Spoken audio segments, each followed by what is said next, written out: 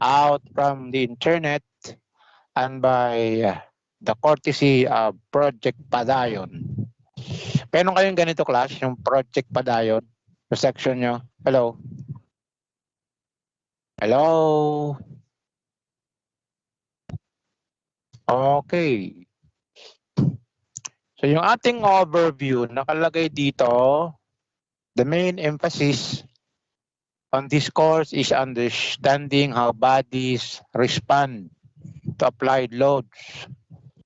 Ang body class or part ng body or structure, pag may mga applied forces, magre-respond, mayroong reaction.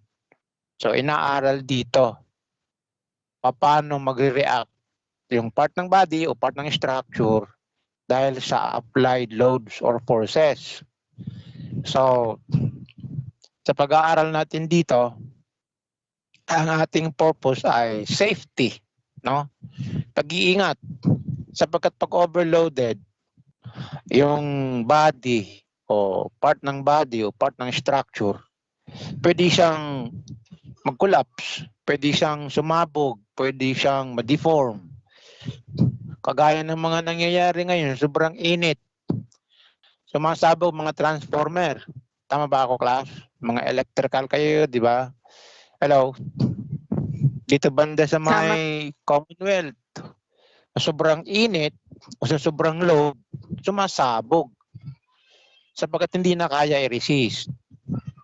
So dito sa ating pag-aaral, inaaral natin ang structure or body o part ng body, part ng structure, kung kakayanin na i-respond yung applied load.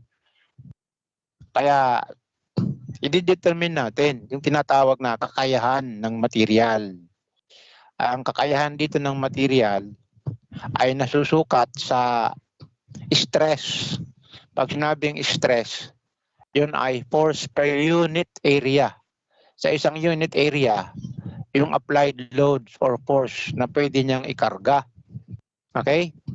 Kasi magdi-design ng mga engineer, nagdi-design ng structures, mga building, mga civil architect, tapos yung mga mechanical, nagdi-design ng mga makina, yung electrical, nagdi-design ng transformer, mga electrical parts. Okay?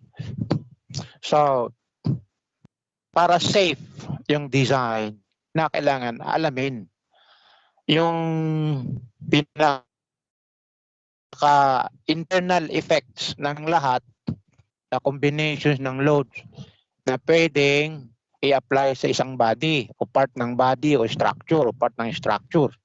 Okay? Kalagay dito, this course, rather for successful machine or structural design, a thorough mastery. Thorough yan na hindi through. Nakikita mo, Joas, yung word na through. Dapat yan ay thorough. T-H-O. Kulang siya ng O. Pwede yan madagdagan. Thorough mastery of this course is a must. Kinakailangan na intindihan. Yan, thorough mastery. Nakalagay dyan, through. Through mastery.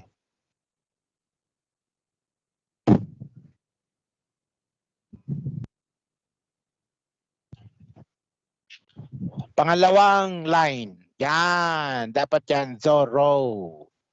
Mastery, okay, of this course is a must sa pagkakaroon ng successful design, na yung structure or body, yung design ay safe. Na kailan master ang course na ito. This course deals with the relations between externally applied loads under internal effects on bodies. So yung mga loads na naka-apply sa labas ng body, may internal effect doon sa loob. Kaya ang body dito, pinapadaanan ng cutting section at inaalam yung reaction doon sa loob. Okay?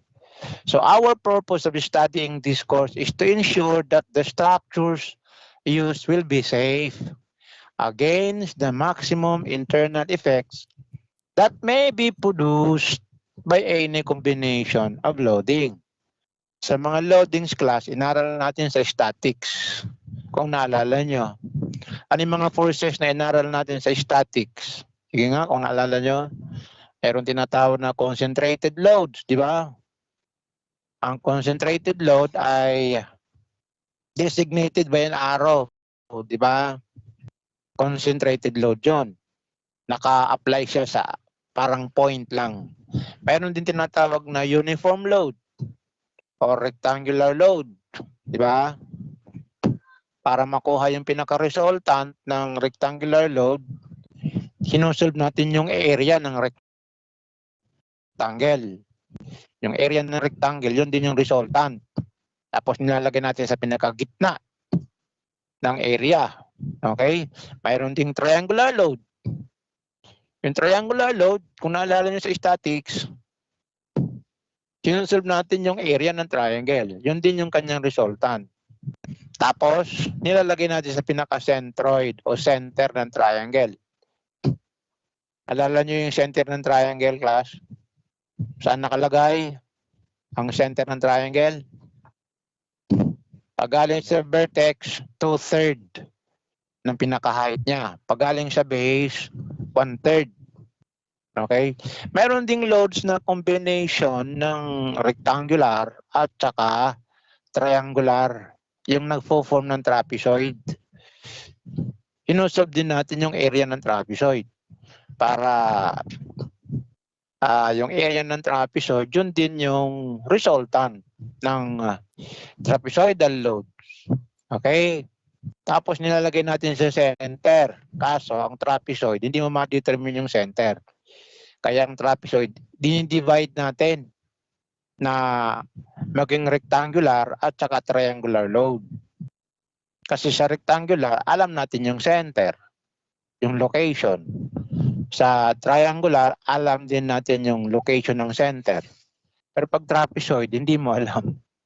Okay?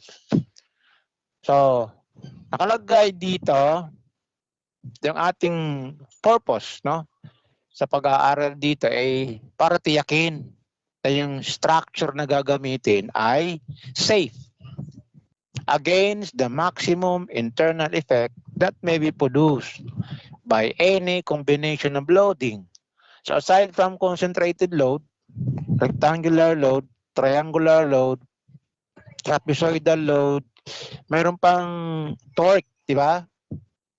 Moment. So meron ding effect ang torque or moment. Okay? Kaya inaaral din yun. Daw ang ating pinaka-reference dito, class, yung Strength of Materials by Ferdinand Singer. Yung nire-recommend ko yung 3rd edition. Sapagkat yun ay purely metric. Yung 4th edition, combination ng metric at saka English system. Ang mas maganda yung 3rd edition sapagkat yun ay 100% metric. Okay? Ito si Singer, siya rin yung author ng ating libro na statics. Yung ginamit natin na engineering mechanics, naalala nyo yun, yung blue. Siya rin yung author dito ng Strength of Materials. Okay? Oh, let's go to module number 1. Module number 1 is about simple stress. Ang ating learning objective dito ay syempre yung expectation na pagkatapos mag-aral ng module 1 eh kaya nyong i-distinguish yung pagkakaiba ng uri ng mga simple stresses. Kasi maraming uri ng simple stresses dahil sa iba't ibang uri ng loads. Pag ang loads ay compression, pag sinabing compression, kinocompress yung body o yung section. So magpuproduce ng compressive stress. Pag ang load ay tension, hinahatak yung body, hatak, di ba? Ang stress ay tensile stress. Pag ang load ay shearing, di ba may mga shearing force kung naalala nyo? Ang stress ay shearing stress. may loads na bearing, yung banggaan ng separate body, nagbabanggaan. Yung surface in contact, may bearing stress ang tawag doon. Okay? Meron din bending. Pag may bending load, kagaya ng biga, no? Yung beam, may reaction sa iba't ibang end, left and right end, meron siyang reaction. Sa gitna, merong load na pwedeng magpa-bend ng beam. Kaya meron siyang bending load. So ang stress, bending stress. Meron din load na torque. Pinipilipit yung body, kagaya dito sa drawing, yung pang-apat. Yung load na yan, na parang pinipilipit, ginaganon, pinipilipit. Torsion yan. So meron siyang torsional shearing stress. Okay? Mayroon din namang load na pinapa-slide yung suction. Kaya dito sa pang-limang drawing, shearing load yan, shearing force. Kaya yung stress, shearing stress. Nakikita niyo yung drawing class. 5 uri ng loads. Compression, kino-compress yung body. Ang tendency ng body, mag-expand, lulubo. Diba? So, kailangan, yung body may resistance na hindi siya mag-expand. Okay? Pag tension naman, binabanat. Hinahatak. So, ang tendency ng bodies, may elongate or ma-deform sa gitna, lumiit. Kaya dapat yung section sa loob ng body may resistance. Hindi siya may elongate, hindi siya mag-contract, hindi lumiit yung kanyang body. Okay? Yung bending naman, dapat yung section may resistance against bending. Ganon din sa torsion, saka shearing. Yung inaaral dito, class, yung tinatawag na resistance ng section ng body dun sa loob. At yung resistance na yan ay nasusukat sa force per unit area or stress. Okay? Nakalagay dyan, determine the conditions under which stress is constant. Pag sinabing simple stress, class, yung stress ay constant. May mga condition yan. Aalamin natin. Pangatlo, determine the strength of materials. Ito na yung magnitude ng kanyang resistance. Pagamitan ng formulas dito para ma-solve. Then, familiarize the different formulas. Kasi iba yung formula ng compressive stress, iba yung formula ng tensile stress, iba yung formula ng bending stress, iba yung formula ng torsional shearing stress, iba rin yung formula ng shearing stress. Then yung mga formula na yan, isusolve natin, rather i-apply natin in solving problem. Yan yung mga number, apply formula. Yung S, burahin mo. Apply formulas dapat. Apply formulas in solving problems. Kaso naging yung S dumikit sa I. Apply formulas in solving problems in simple stress. Okay. Ayan. Marami kasi yung typographical error. Hindi naman agad pwede ma-edit kasi naka PDF ba to, Josh? Jowash? Hello, Jowash? Okay. Oo nga eh. Okay, now let's go to pinaka-course content. Kalagay dito, mechanics of deformable bodies deals with the relation between externally applied loads and their internal effects on bodies. So, kung i-compare natin, class, yung mechanics of deformable bodies doon sa statics.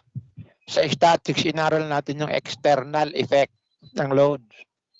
Kaya inaral natin yung component, resultant, reaction, okay, moment. So, sa labas lang, yung external effect ng loads, yun sa statics. E dito sa mechanics or deformable bodies, yung internal effect ng applied load na sa labas. Okay? Yun ang ating inaaral dito. Simple stress, nakalagay dyan, is the condition under which the stress is constant or uniform. Pag sinabing simple stress, uniform or constant stress, dawa alamin natin ano yung condition. Kailan nagpuproduce ng simple stress? Unang-una, nakalagay dyan, the condition is that the resultant load must pass through the centroid of the resisting area. Yun yung una, class. Pinaka-resultant load ng lahat na load na naka-apply sa body, dapat padadaanin sa pinaka-centroidal axis or centroid ng cross-sectional area para mag-produce ng simple stress. Pag sinabing simple stress, constant or uniform, na ibig sabihin sa entire area, no? Bawat portion doon sa area na yon, para-pareho yung magnitude ng resistance. Hindi yung kabilang side overstress, yung kabila relax.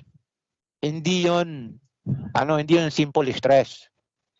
So ang unang condition dito na dapat yung pinaka-resultant load ay dadaan sa center ng area. Pangalawa, dapat yung area ay uniform din. Alagay dyan, di ba? There should no abrupt changes in the section. Dapat walang pagbabago ng cross-sectional area sa entire length ng body, uniform yung cross-section. Kasi may mga materyales, halimbawa, yung mga steel bars o cables, wires, may mga factory defect. Nakikita mo na minsan patulis pagdating sa dulo. Minsan naman sa gitna, parang namaga, lumubo. So nagbabago yung area, yung cross-sectional area. Minsan naman may butas o may bawas sa gilid. So hindi uniform yung area. Okay? So dalawang na yan yung resultant ng apply loads dumadaan sa pinaka-centroid ng resisting area. Pangalawa, dapat yung area rin ay constant. Throughout the length ng body, constant yung area. Walang pagbabago. Pag sinabing abrupt changes, minsan bigla lang may portion na deform, may portion na may butas, may portion na parang namaga. Sige, may portion na parang patulis. So hindi yun magpuproduce ng simple stress or uniform stress. Kaya kinakailangan yung dalawang yan nandiyan, no? Pangatlong condition, pag yung area ay masyadong maliit. For example, area ng wire. Kita niyo yung wire, yung alambre. Diba, ang alambre maliit masyado yan. Pag hinatak mo yung alambre, automatic yun, yung force mo dadaan sa gitna ng cross-sectional area. Kasi nga, maliit naman masyado yung area ng wire. O cable, di ba yung mga electrical cable? Except yung mga malalaking cable Yung karamihan na nakikita natin electrical cable, parang steel bar lang o parang maliliit na wire na pinagsama-sama, no? Tapos parang ganyan yan, mga maliliit na wire pinagsama-sama, ginawang cable. So maliit pa rin yung pinaka cross-sectional area. Kaya pag hinatak mo yung cable, automatic yun. Yung force na naghahatak ay dadaan sa gitna talaga. Okay?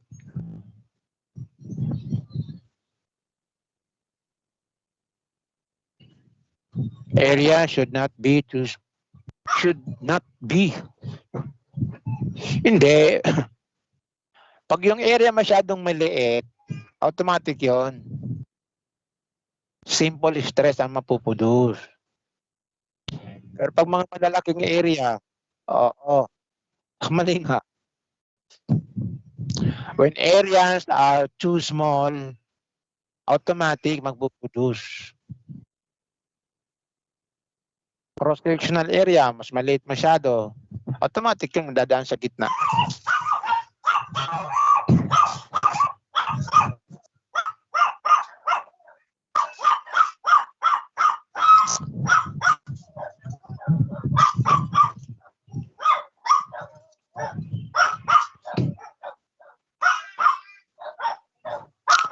Okay? Sandali ha.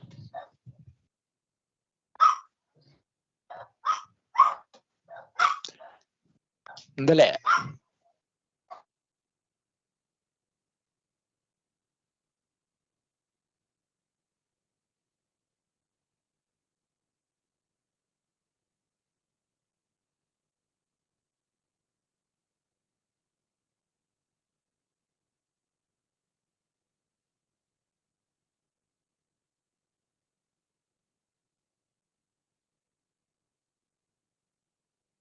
Tayong class.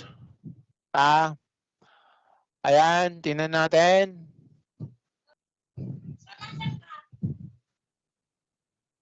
Ayan yung ating formulas. Kita nyo na. Nakalagay dyan, stress is the unit strength of the material. Unit strength. Pag sinabing unit strength, sa isang unit area, yung magnitude ng force na naka-apply. Kaya nga, unit strength. Yung ating formula dito, class, nakikita nyo, sigma equals P over A. Sigma yan eh. Pero small letter. Small Greek letter. Sigma yan. Ang capital kasi yung summation. Diba? Yung capital ng sigma is yung summation. Yan, small letter. Para siyang apple. No? Sigma yan. Okay? I-divide mo yung area doon sa di-divide mo yung area sa applied load. Pag yung load ay Newton divided by area na square meter, yung stress ay Newton per square meter or Pascal. Tandaan nyo class ha, ang load pag metric, Newton. Ang area square meter. So Newton per square meter is Pascal. Sa English system naman, ang load ay pounds. Ang area ay square inch. Nagiging pounds per square inch or PSI sa English system. Okay? PSI, pounds per square inch. Yun pong ibig sabihin. Sa ano yan? Sa English system. Ha? Hello? Meron niyang variation. Ang area is square foot. Lalabas na pounds per square foot or PSF. Okay? PSF, pound per square foot. Minsan naman, may variation na KSI. Yung K, keeps. Ang K, 1,000 pounds. Keeps ang ano dyan eh. KSA. Keep per square foot.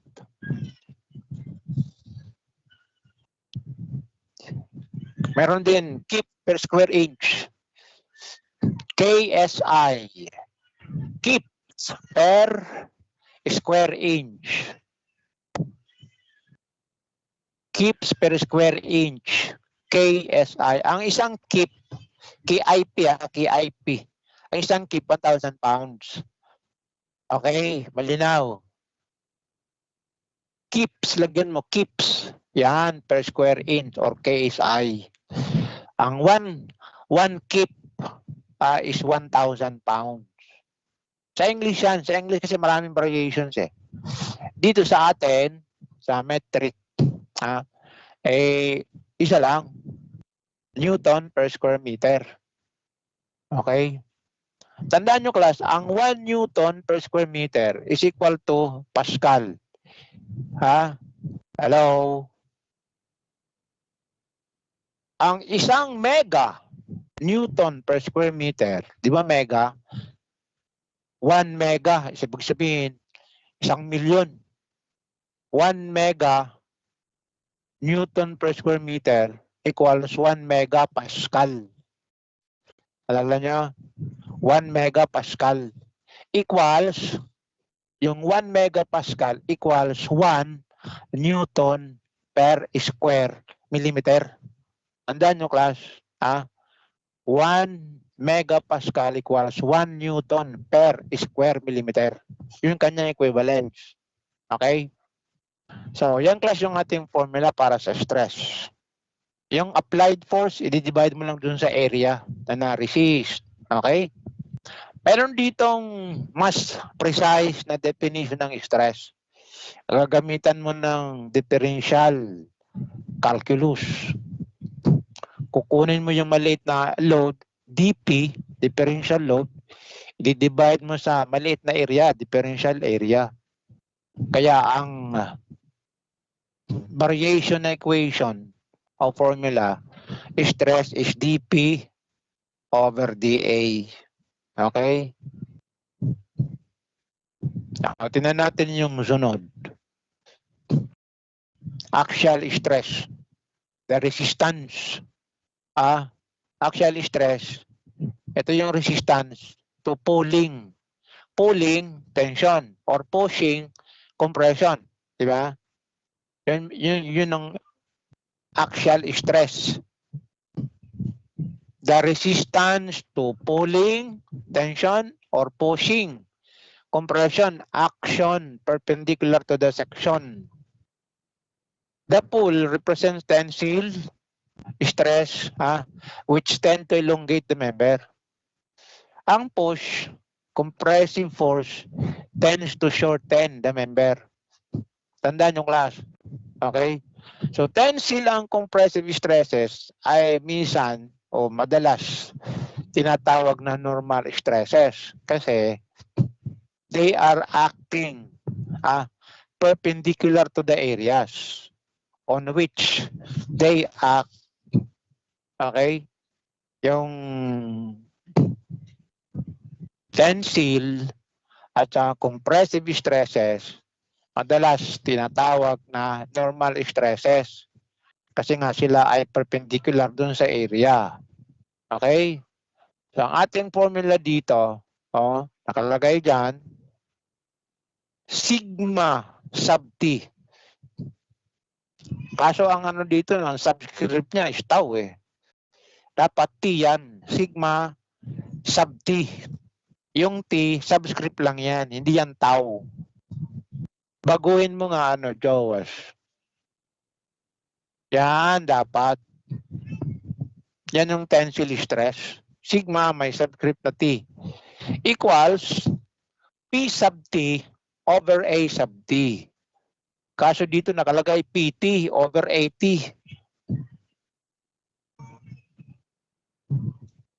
Yan ang tama. Yung T subscript lang. Nagsisignify, nag-indicate na yan ay tensile. Okay? Sa compression naman, sigma sub C equals P sub C over A sub C. Okay? Yan ang tama. Okay.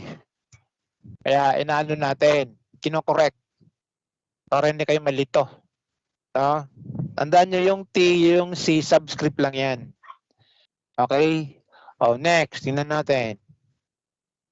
Yung sunod ng mga formulas. So, dalawa na yan, tensile stress, tsaka compressive stress. Okay.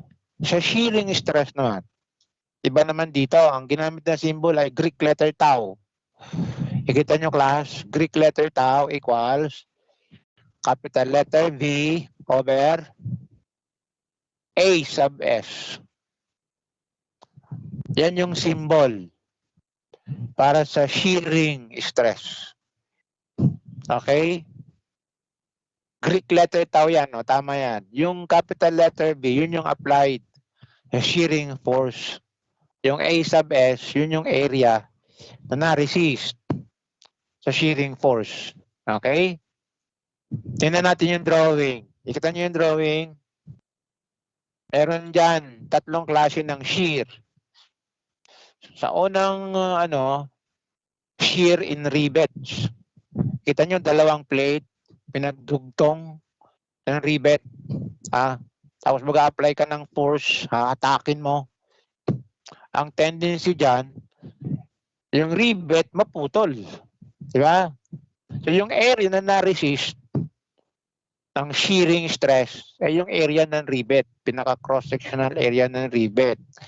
Nakikita niyo sa baba, yung projected area equals pi over 4 diameter squared. Yung diameter dyan, diameter ng rivet.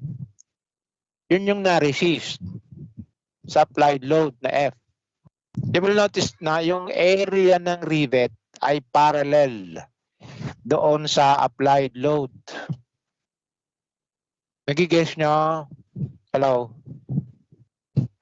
Yung area is parallel to the applied load or force. Para yan sa shear in the rivets. Ang tawag yan dyan, single shear. Sa gitna naman, tawag yan double shear. Yung gitna na figure, kasi yung bolt, dalawang beses mapuputol. Nakita nyo? Tinawag na double shear kasi nga dalawa yung area na na-resist. Dalawang beses na puputol yung bolt. Left and right, mapuputol siya. Yung projected area ng bolt. Pi over 4 din, diameter squared. Yung diameter ng bolt. Okay?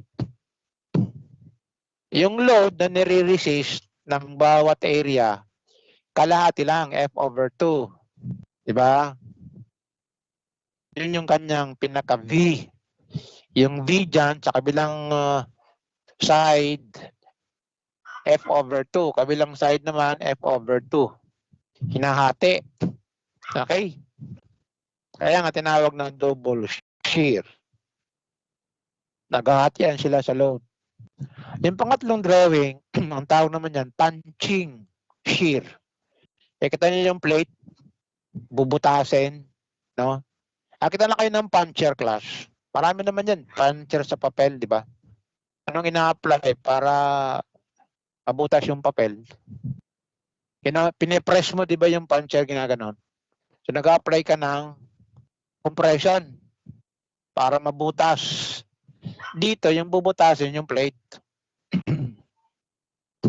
Pupukpukin mo sa ibabaw, yun yung F, applied force. Mabubutas yung plate. Pag nabutas yan, yung lulusot, yung parang coin. Nakita nyo yung drawing dyan, yung coin. Yung area, nakaproject. Area, gilid ng pinaka-coin. Yun yung na-resist. Nakuha nyo? Yung area, bali, circumference ng butas times thickness ng plate. Pinakalagay dyan, pi d times thickness. Yung pi d, yung distance around ng butas times thickness. Okay, yun yung area na na-resist sa punching shear. Okay?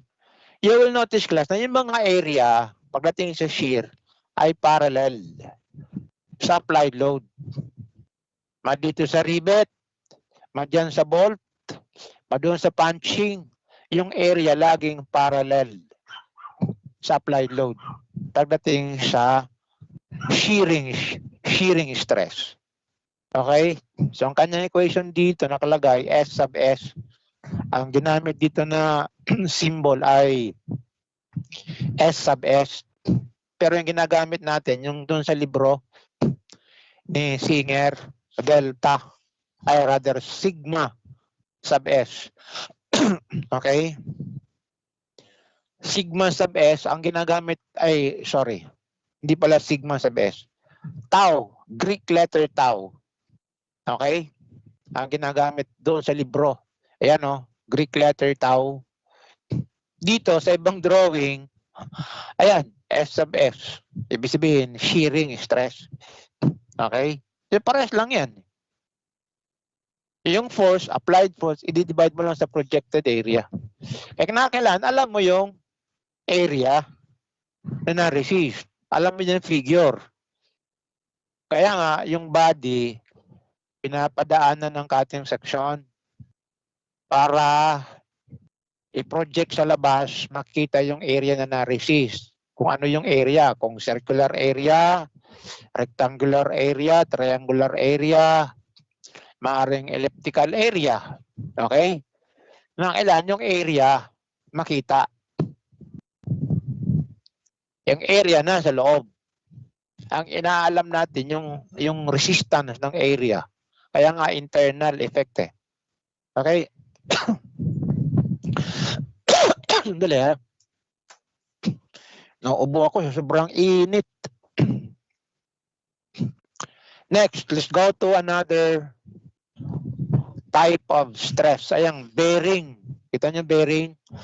Bearing stress is the contact pressure between separate bodies. So magkaiwalay na body, may portion na nagbabanggaan. Yung surface na nagbabanggaan, may contact pressure doon. Ang tawag doon, shearing stress. For example, kanina, doon sa sa rivet. Balikan na natin yung rivet. Yung drawing ng rivet. Nakita nyo? Balikan natin. Ayan o. Ayan. Iba yung plate. At saka yung gilid ng plate, yung gilid ng butas. At saka gilid ng rivet, magbabanggaan, di ba? Pag hinatak mo yung plate. Yung area na nagbabanggaan, ayan, nakaproject sa labas. Yung shaded projected area equals diameter ng butas times thickness ng plate. Yun yung area na nagbabanggaan. Side ng butas at saka side ng rivet. Yun yung na-resist para sa bearing stress. Kalagay dyan, SB. Diba? Yung atin, sigma sub B. Ganun din, force divided by projected area. Dito naman sa kanan na figure, bumabangga yung gilid ng bolt. Tsaka yung gilid ng butas. Diba? Yung area, yung buong length times diameter ng butas. Ang diameter ng butas equal dun sa diameter ng bolt na yan. So area is diameter times length. Yun yung projected area. Nagbabanggaan sila. Okay? Next, tingnan natin. Tingnan natin yung sunod na topic. Meron pa ba? Ayan, na tayo? Activities, no? Assessment. Kalagay dito ay cast iron column supports an axial compressive load of 250 kN.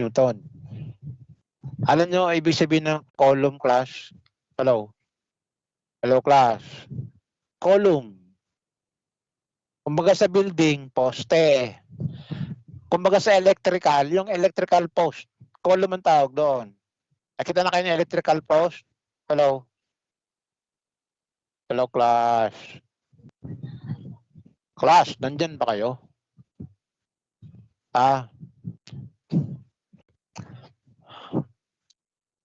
Ano yung materyales sa electrical post?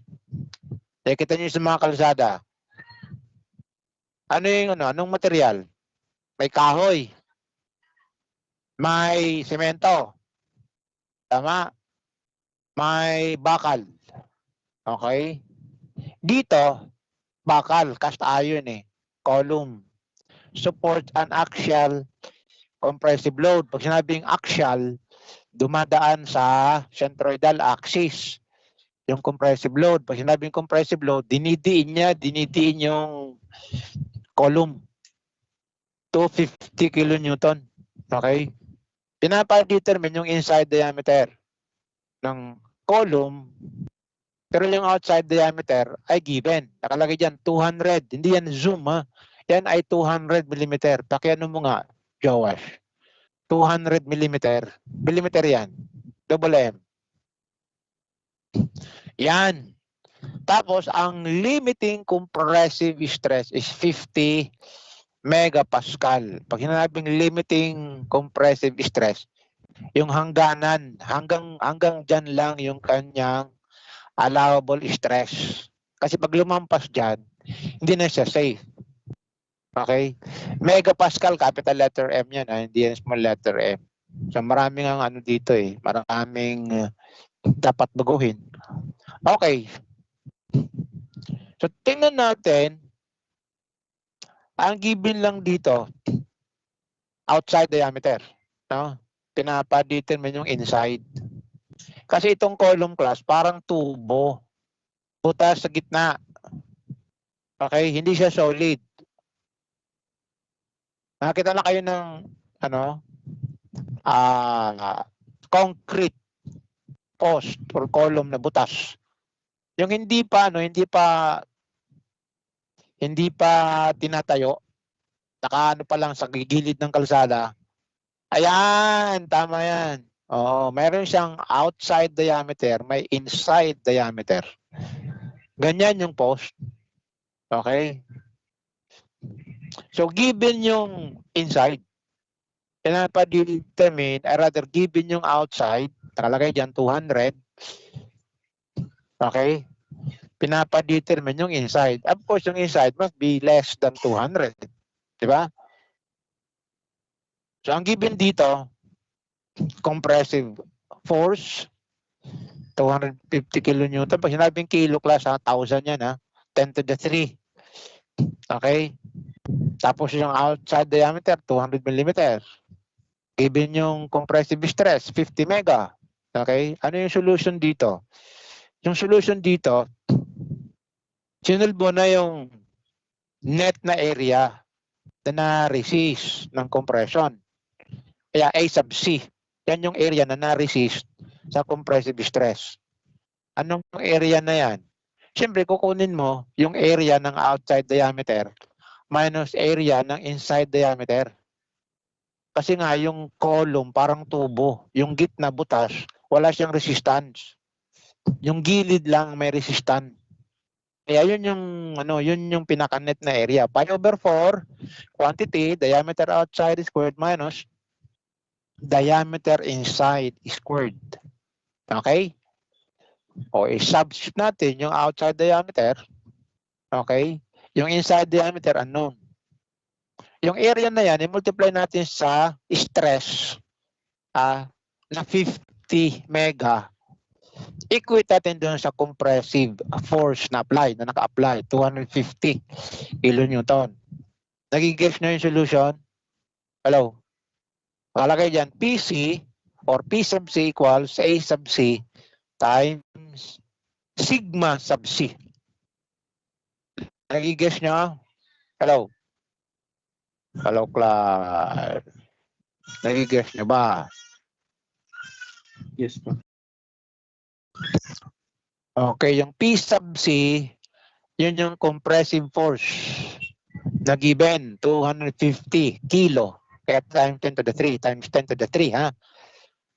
Yung A sub C, yun yung 8, pi over 4, quantity, 200 squared is 40,000 minus inside diameter squared times 50. Yung 50 class, hindi na sinama yung mega.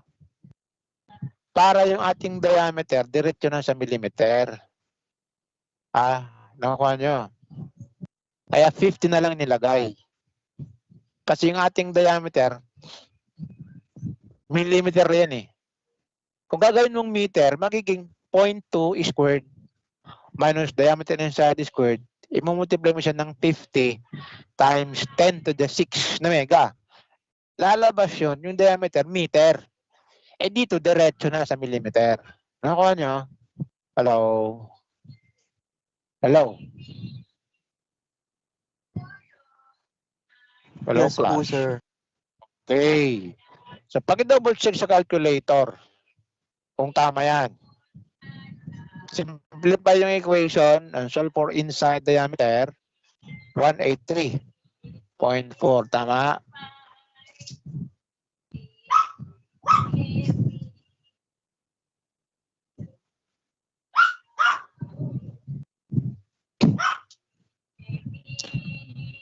Hello?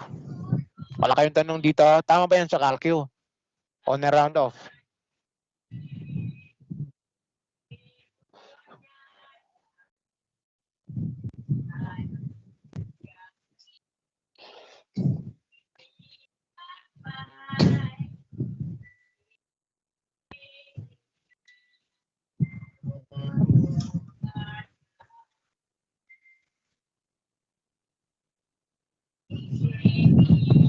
Tama sa calcu, class. Input nyo yan sa calculator nyo. Anong labas sa diameter? Okay. So, ang inside diameter is less than the outside diameter. So, kung itatanong ang thickness ng column, kaya nyo, anong thickness ng column? Sige nga, meron ka ng outside diameter. Meron ka ng inside diameter. Ano yung thickness ng column? Sige nga, kung kaya nyo i-solve.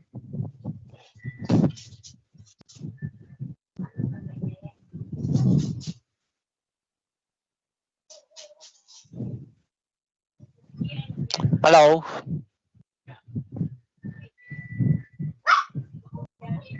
Paano yung thickness?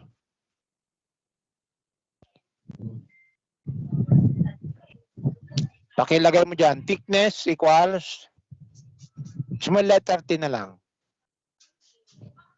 Dito na sa baba ng sagot. O, dyan na lang. Pwede na rin. Thickness equals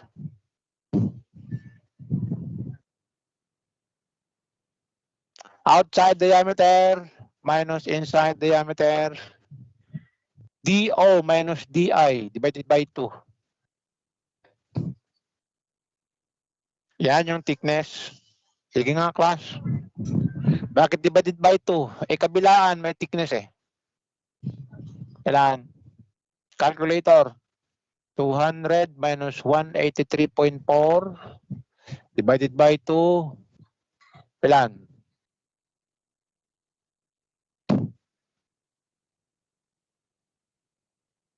8.2 millimeter, sir.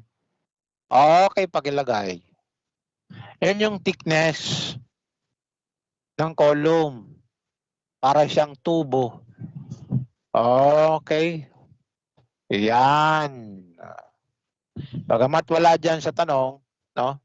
Wala dyan sa problem, dinadagdagan ko na lang para pagdating ng quiz, mayroon din kayong additional na knowledge. Okay? Now, let's go to number 2. Kung wala kayong tanong dito. Okay na ba? Wala nang tanong? Hello, class. Hello, class. Wala. Let's go to number 2. Hollow steel tube with an inside diameter of 100 millimeter must carry a tensile load of 400 kilonewton.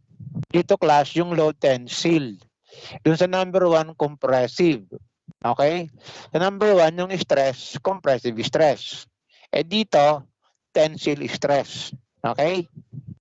So, given yung tensile load, pinapadetermine yung outside diameter ng tubo if the stress is limited to 120.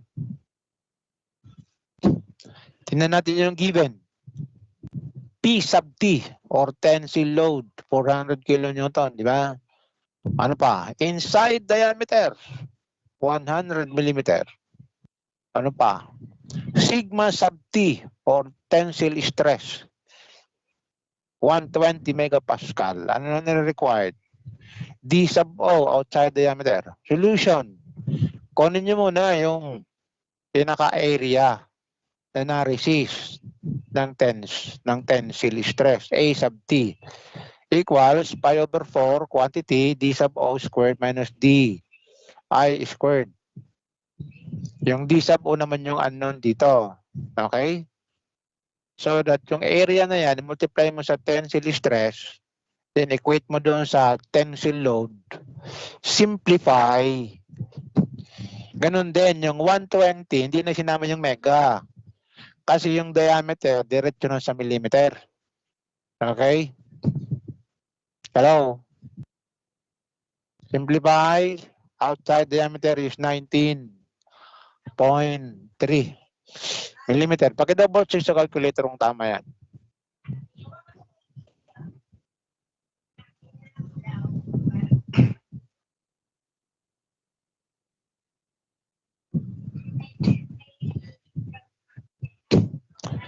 Tama.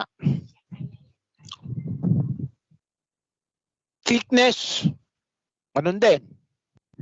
Outside diameter minus inside diameter divided by 2. So 119.3 minus 100, that is 19.3 divided by 2. That is 9.65. Yun ang thickness ng tubo. Hello? Malinaw na. Hello, class. Anong stress yan? Anong klaseng stress to? Number 2. Tensile stress. Dun sa number 1, compressive. Let's go to number 3. What force is required to punch a 20 millimeter diameter hole in a plate that is 25 millimeters thick? Ang ganda ng problem. Oh. Yung force ang dinidetermine dito, hinihiling. Magpapunch ka ng 20 millimeter diameter na butas sa isang plate na 25 millimeters thick. Given yung shear strength, 350 mega pascal or mega newton per square meter. Okay? Given, alagay dyan, diameter, 20 millimeter, thickness, 25, shearing stress, 350, nire-required yung punching force. Siyempre, pag nag-punch ka, kukompress mo yun, di ba? Okay. So, isolve muna dito yung shear. Shearing force. Ano yung shearing force? Shearing stress times area na na-resist ng shearing. Ano yung shearing stress? 350. Hindi na isinama yung mega. Kasi yung diameter mo at thickness, millimeter naman. Ano yung area? Area na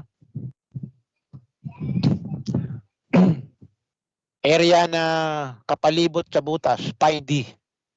Diba? Pi times d times thickness. Okay, yun yung v. Equate mo doon sa punching force, yung compressive force na i-apply mo. Okay? So that 350 times 25 times 25. Ang labas niyan, ilan? Calculator please.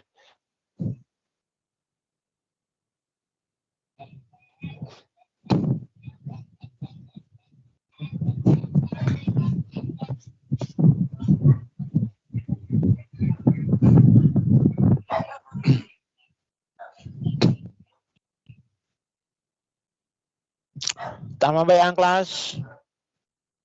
Hello?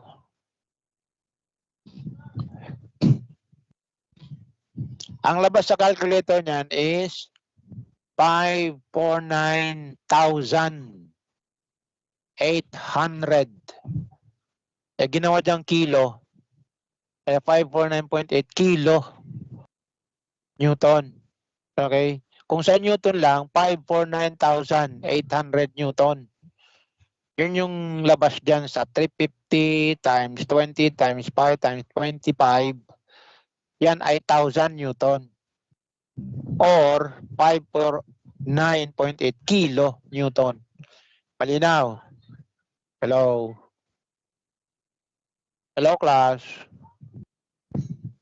Wala kayong tanong?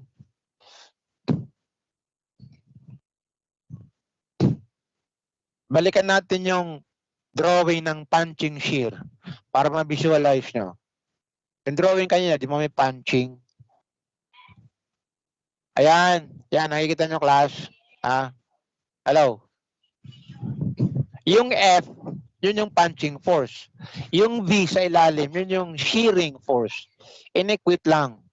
F equals V. Nakikita nyo? Hello. The drawing. Yung F, yun yung applied force na i-compress mo, ipupukpok mo. Yung V sa ilalim, yung resistance ng plate. Na-resist yung plate na hindi siya mabutas.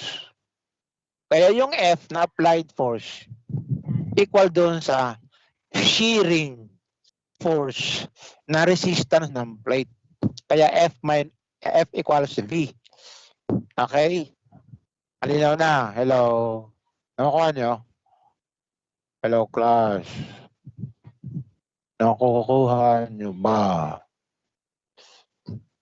O maring sa ngayon, Yes kasi po, sir. maring sa ngayon, medyo kakaaral lang natin, hindi pa gaanong malinaw sa isipan nyo. Pero habang tumatagal, magiging malinaw na yan. Kasi ngayong mind natin, class, sinabi ko na to siguro sa inyo, yung mind natin, parang ano yan, parang mata. Diba yung mata natin, pag pumasok tayo sa madilim na lugar, agaya sa sinihan, di ba? Total darkness. Pagpasok mo, wala kang nakikita, total darkness. Pero habang tumatagal ka dun sa loob, unti-unting nagliliwanag. Meron ka nang nakikita. Kasi nga yung mata natin nag-a-adjust habang tumatagal. Ganon din yung mind natin. Sa umpisa ng basa natin, wala tayong naintindihan. Sa umpisa ng pag-aaral o pakikinig natin, madilim, malabo. Pero habang tumatagal ka sa pag-aaral, unti-unti nagiging malinaw, maliwanag. Kasi nga yung mind natin nag-a-adjust yan. Kaya tuloy-tuloy lang yung aral. Pag napagod, edi pahinga. Pagkatapos magpahinga, aral ulit. Sapagkat yun ang trabaho ng estudyante. Tama ba ako? Jowash? Hello, Jowash. Anong trabaho ng estudyante? Anong trabaho ng estudyante? Nag-aaral. Nag-aaral, di ba? Okay, andyan ba si Adriatico, Jordan? Jordan? May laro yata. Yeah. Alingot, RJ. Alingot. Present po, andyan sir. ba? Okay, Belarde, Present po. Ased. Belarde.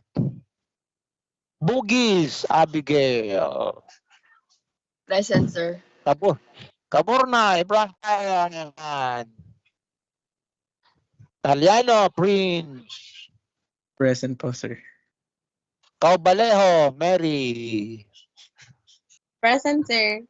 Dasera, Erickson. Present po. Ibalyes, Marvin. Present po. Edubas, Rowald.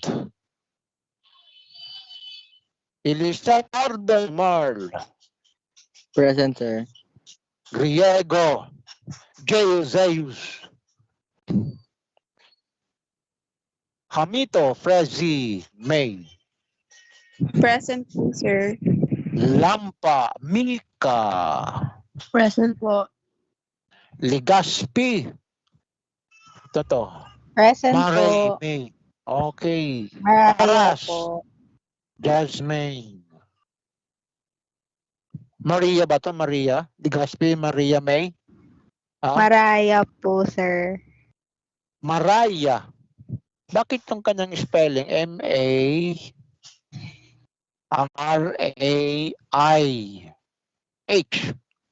Ganon po talaga. Adi Mare. Pag Raya, dapat nauna yung I. Tama ba ako? Kung Maraya talaga, meron pang isang A after I.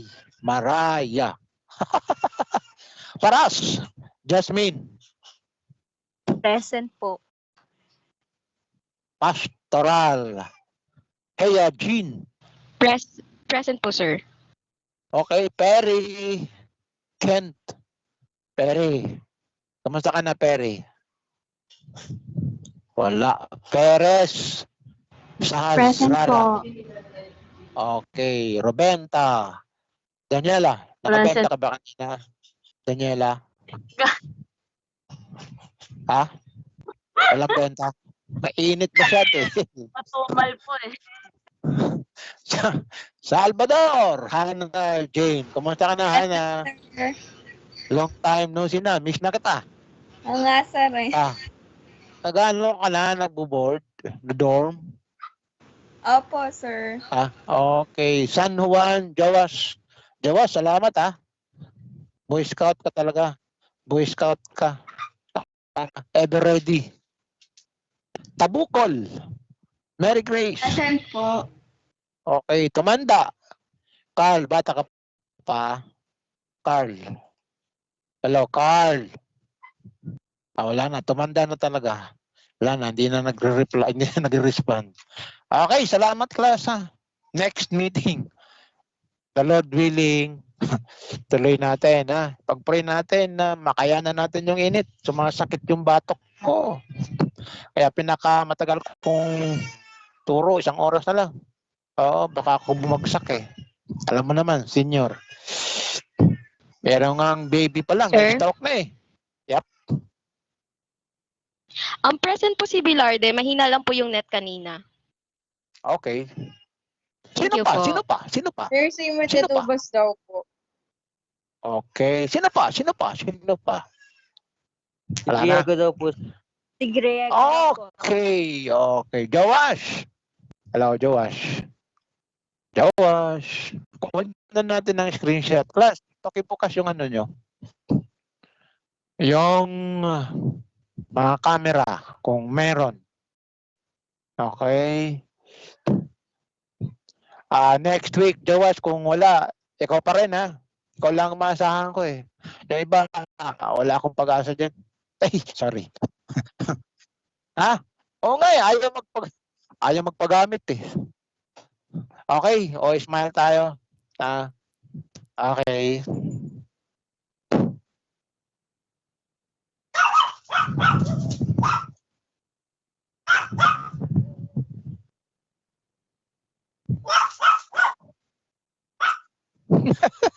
Smile na tayo. Ang init talaga. Smile na tayo.